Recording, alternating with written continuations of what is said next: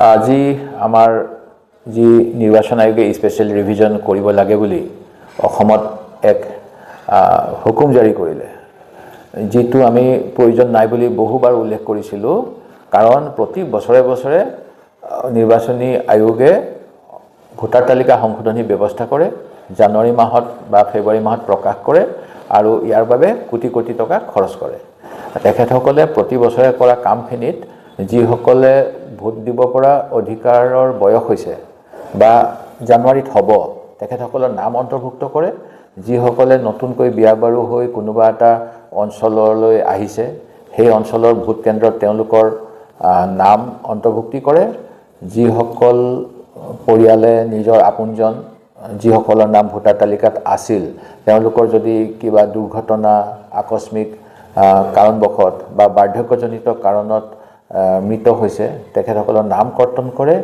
আৰু কোনো ব্যক্তিয়ে নিজৰ জন্মগাঁৱৰ পৰা যদি অন্য স্থানলৈ আহি বসতি কৰিবলৈ বাসগৃহ নিৰ্মাণ কৰি নতুন অঞ্চলৰ বাসিন্দা হৈছে, তেওঁলোকৰ নাম পূৰ্বৰ স্থানৰ পৰা কৰ্তন কৰি নতুন স্থানত অন্তৰ্ভুক্তিৰ ব্যৱস্থা কৰে। এই কাম যোৱা সময়ছোৱাত নিৰ্বাচনী আইন অনুসৰি প্ৰতি বছৰে বছৰে অসমত হৈ আহিছে আৰু ইয়াত আমি সকলোৱে সহযোগ কৰি আহিছিলোঁ। কিন্তু আমাৰ নেতা ৰাহুল গান্ধী ডাঙৰীয়াই ক'বৰ দৰে যোৱা কিছুদিন ধৰি বিজেপি দলে যেতিয়া তেওঁলোকৰ ভাল দিন আনিব নোৱাৰিলে, যেতিয়া তেওঁলোকৰ ইস্তাহাৰখন তেওঁলোকে নিজেই নিৰ্বাচনী জুমলা বুলি ক'বলৈ সাহস কৰিলে আৰু ভাৰতবৰ্ষৰ ৰাইজে তেখেতসকলে যে ভুৱা প্ৰতিশ্ৰুতি দিয়ে তাৰ উদাহৰণ 15 কোটিকৈ টকা, মূল্যবৃদ্ধি ৰোধ, পেট্ৰল ডিজেলৰ মূল্য হ্ৰাস, নিবনুৱাৰ নিযুক্তি, আমাৰ ক্ষেত্ৰত 6 জনগোষ্ঠীৰ জনজাতিকৰণ, চাহ বাগিচাৰ 351 টকা মজুৰি বৃদ্ধি, ব্ৰহ্মপুত্ৰ বা ইয়াৰ বিভিন্ন নৈসমূহৰ বান গৰাখহনীয়া ৰাষ্ট্ৰীয় সমস্যা ঘোষণা, জাতি মাটি ভেটি ৰক্ষা, অসম চুক্তি আখৰে আখৰে হিনদেৰি নকৰাকৈ দাড়ি কমাসহ ৰূপায়ণ কৰাৰ প্ৰতিশ্ৰুতি, অসমৰ পৰা বিদেশী সম্পূৰ্ণৰূপে বহিষ্কাৰ কৰাৰ প্ৰতিশ্ৰুতি, ভাৰত বাংলাদেশ সীমান্তৰ কাটাতাৰৰ ব্যৱস্থা কটকটীয়া কৰি পাকিস্তানৰ নিচিনা ব্যৱস্থা কৰাৰ প্ৰতিশ্ৰুতি আদি বিভিন্ন প্ৰতিশ্ৰুতি যেতিয়া তেওঁলোকে পূৰাব নোৱাৰিলে, তেতিয়া আমাৰ নেতা ৰাহুল গান্ধী ডাঙৰীয়াই ক'বৰ দৰে ভোট চুৰিৰ বাহিৰে তেখেতসকলৰ নিৰ্বাচনী বৈতৰণি পাৰ কৰি ক্ষমতা ভোগ কৰিবলৈ অন্য কোনো বিকল্পই নাই। আৰু সেই গতিকেই এছাৰৰ যোগেদি ভোট চুৰিৰ ব্যৱস্থা তেখেতসকলে অসমত এতিয়া কৰি আছে। ইয়াৰ বিৰুদ্ধে আমি বিধানসভাতো প্ৰসংগ উত্থাপন কৰিছিলোঁ যে বাহিৰৰ পৰা নিৰ্বাচনী আয়োগে অনুমতি দিয়াৰ নিচিনাকৈ হাজাৰ হাজাৰ অনা অসমীয়া ভাষী ব্যক্তি যদি ভোটাৰ তালিকাত তেওঁলোকৰ নাম অন্তৰ্ভুক্ত কৰিবলৈ সক্ষম হয়, তেন্তে অসমীয়া জাতিৰ অস্তিত্ব বিপন্ন নহ'বনে? অসমত কিবা দুদিনৰ বাবে নিজৰ ৰাজ্যৰ নাম কৰ্তন কৰি সেই কৰ্তন কৰা প্ৰমাণপত্ৰ লৈ অসমৰ বিভিন্ন ভোট কেন্দ্ৰত তেওঁলোকে যদি নাম অন্তৰ্ভুক্ত কৰে, তেতিয়া অসমীয়া জাতিৰ অস্তিত্ব, অসমীয়া ভাষাৰ প্ৰতি ভাবুকি, অসম ৰাজ্যৰ প্ৰতি ভাবুকি নাহিবনে?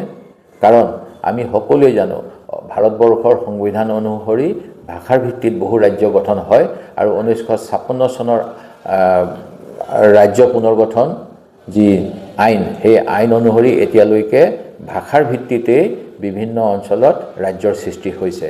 অসমীয়া ভাষীৰ যেতিয়া সংখ্যা হ্ৰাস পাব, অসমতে আমি অন্য এখন ৰাজ্য সৃষ্টি কৰিব লগা নহ'বনে হিন্দী ভাষীসকলৰ বাবে বা অন্য ভাষীসকলৰ বাবে? এই প্ৰশ্নৰ উত্তৰ বৰ্তমানে চৰকাৰখনৰ হাতত নাই। কাৰণ তেওঁলোকে বিশ্বাস কৰে এক দেশ, এক ভাষা, এক জাতি, আৰু এই ভাৰতীয় জাতি নিৰ্মাণ কৰাৰ নামত আমাৰ অসমীয়া জাতিৰ অস্তিত্ব তেওঁলোকে বিপন্ন কৰিবলৈ কুণ্ঠাবোধ নকৰে।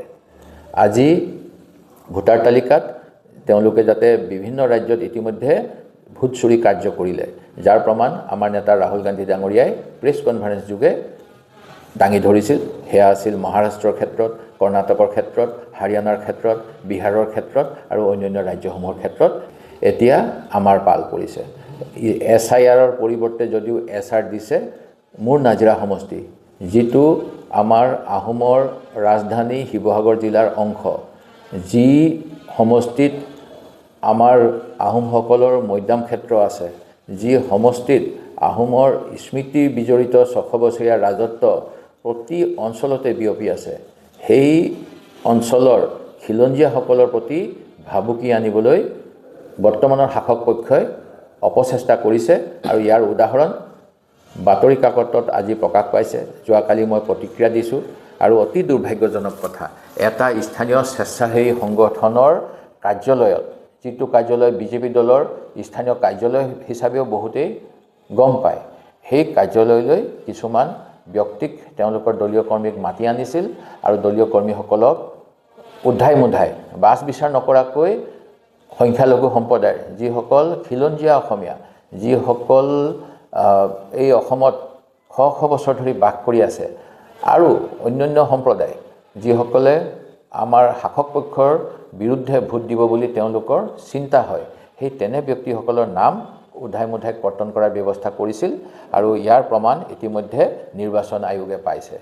BLO যিজনৰ দায়িত্ব থাকে, বুথ লেভেল অফিচাৰ, যে ভেৰিফাই কৰাৰ পিছত নাম কৰ্তন কৰিব লাগে নালাগে নিশ্চিত কৰিব, তেওঁলোকক নজনোৱাকৈ বিজেপি দলৰ কৰ্মীসকলে বিভিন্ন ব্যক্তিৰ মৃত অথবা স্থানান্তৰিত বুলি ঘোষণা কৰি নাম কৰ্তনৰ ব্যৱস্থা কৰিছিল।